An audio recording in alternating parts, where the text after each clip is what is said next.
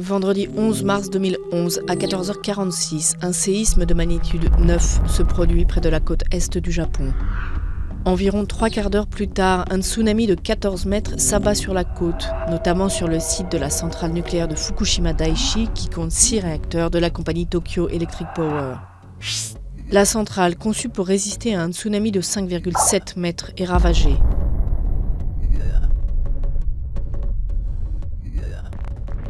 Au moment des secousses, les 3 réacteurs alors en service s'arrêtent automatiquement comme prévu.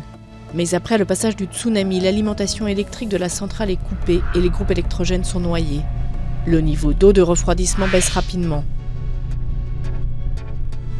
Le combustible des réacteurs chauffe et se met à fondre, d'abord dans l'unité 1, puis dans les 2 et 3 les jours qui suivent. Le combustible fondu tombe au fond des cuves. Le 12, le gaz dihydrogène produit par le combustible provoque une explosion qui détruit le bâtiment du réacteur 1. Même scénario pour le réacteur 3 qui est soufflé le 14. Ces déflagrations et dégazages nécessaires pour abaisser la pression propulsent de grandes quantités de radioéléments dans l'atmosphère. Du côté du réacteur 4, c'est la piscine d'entreposage touchée par un incendie qui inquiète. Le 15 mars, le bâtiment de cette unité 4 est aussi détruit par une explosion. Malgré l'intervention de l'armée, il faudra des semaines à TEPCO pour contenir la catastrophe et des mois pour refroidir correctement les cœurs en déversant massivement de l'eau.